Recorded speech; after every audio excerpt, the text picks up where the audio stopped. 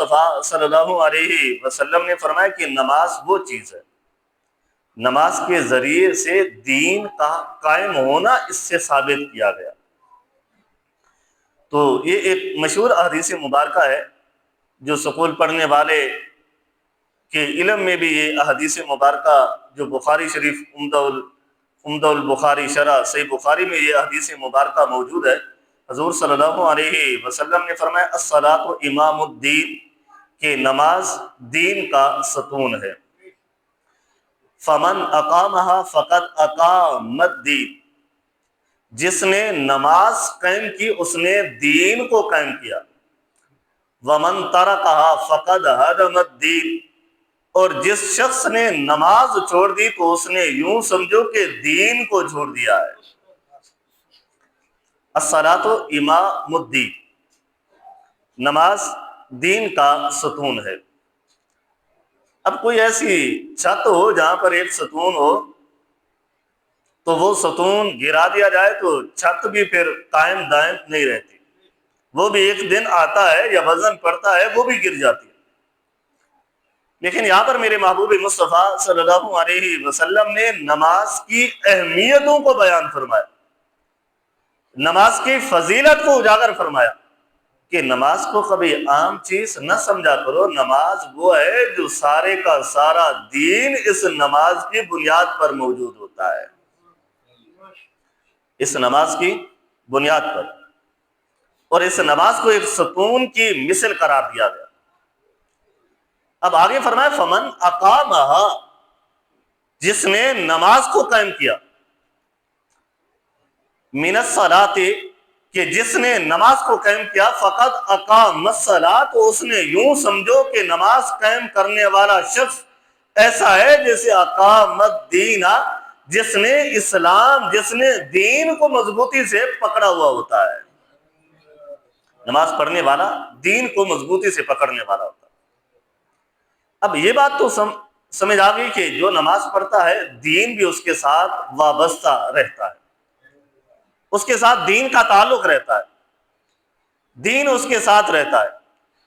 وَمَن تَرَکَهَا فَقَدْ هَدَمَ الدِّينَ، جس نے نماز کو چھوڑ دیا ہے تو وہ یوں سمجھے کہ اس نے دین کو گرا دیا ہے۔ یہ ہے مفہوم حدیث جو آسان لفظوں میں یوں سمجھا جائے کہ دین رہتا ہی اس کے سینے میں ہے، ایمان والا ہوتا ہی وہ ہے جو نماز کو پڑھنے والا ہوتا ہے، اور جو نماز کو چھوڑنے والا ہوتا ہے وہ یوں سمجھے ان کے سینوں کے اندر ایمان بھی محفوظ نہیں رہتا، ایمان بھی وہاں سے نکل جاتا، کیونکہ یہ ایک بنیادی چیز ہے۔ جب بنیادی چیز ہوگی تو پھر دوسری چیزیں بھی ہوں گی، جب وہ بنیادی چیز ہی نہیں رہے گی تو پھر وہ ایمان پھر کس طرح انسان کے سینوں میں رہ جائے گا، پھر انسان کے اندر وہ ایمان نہیں رہتا۔ اگر ایمان رہنا ہوتا تو پھر میرا محبوب وَمَن تَرَکَهَا فَقَدْ هَدَمَ الدِّينَ نہ فرماتے کہ جس نے نماز کو چھوڑ دیا، جو نماز سے عاری نظر آیا، جس نے نماز کو اتنی اہمیت نہیں دی، تو پھر دین اسلام بھی ایسے شخص کو اتنی اہمیت نہیں دیا کرتا، پھر دین کے سامنے وہ انسان کی بھی کوئی وقت، کوئی طاقت، کوئی جرأت، کوئی نظام نہیں ہوتا۔ اب دوسرے لفظوں میں یوں سمجھا جائے کہ اگر بندہ نماز پڑھنے والا ہے، بندہ نمازی ہے اور نماز کو ادا کرنے والا ہے، تو وہ دوسرے دین کے لوازمات پر بھی وہ عمل کرنے والا ہوتا ہے، اور جو بندہ نماز جیسی اہمیت کو چھوڑنے والا ہوتا ہے تو پھر دین کی ہر چیز کو چھوڑنے والا بن جاتا ہے۔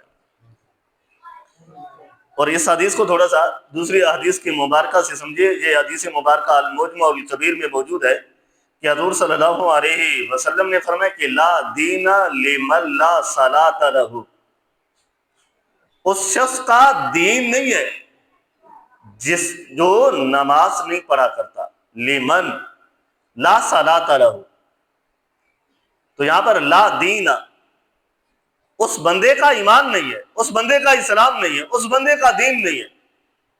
لمن لا صلاۃ لہ، جو نماز کو چھوڑنے والا ہے۔ جو نماز سے عاری نظر آتا ہے، جو نماز کا پابند نہیں ہے، تو جس شخص نے جو نماز کا پابند نہیں ہے تو اس بندے کا ایمان بھی مضبوط نظر نہیں آتا۔ آج ہم دیکھیں کتنے لوگ ہوتے ہیں جو نماز پڑھنے والے ہوتے ہیں، اور کتنے ہم میں سے لوگ ہوتے ہیں جو نماز کو چھوڑنے والے ہوتے ہیں۔ اور ایسی نماز جس کو فرض کفایہ کے ساتھ تشبیہ دی گئی، جسے نماز جنازہ کہا جاتا ہے، وہاں پر ہم میں سے ہر شخص پہلی صف پر نظر آتا ہے، اور جو نماز فرض عین ہے، جس کے ساتھ دین ہے، اس نماز کو ہم چھوڑنے والے بنے ہوئے ہوتے ہیں۔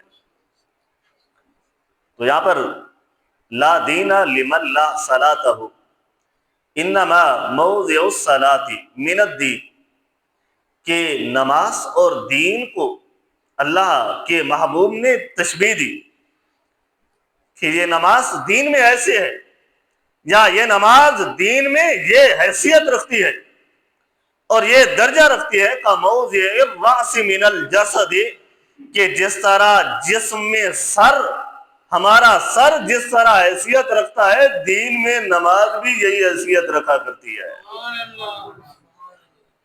اب انسان ہو، اس کا سر نہ ہو، تو انسان کا جسم کس کام کا؟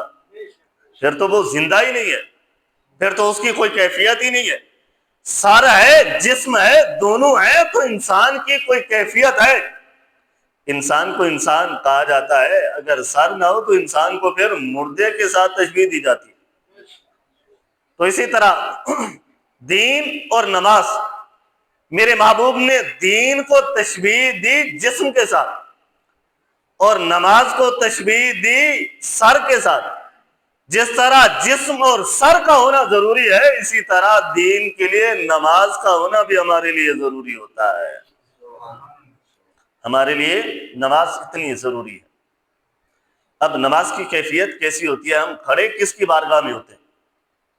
رب کے سامنے کھڑے ہوتے ہیں، اور رب سے ہم گفتگو کر رہے ہوتے ہیں، اور رب کے سامنے ہم سر و سجود ہوتے ہیں، رب کے سامنے ہم التجائیں کر رہے ہوتے ہیں، رب سے ہم جب دعا مانگ رہے ہوتے ہیں، تو اللہ رب العزت نے کتنی اہمیت ہمیں دے دی کہ ہمارے لیے ملاقات کے اللہ نے 5 اوقات مقرر فرما دیے ہیں۔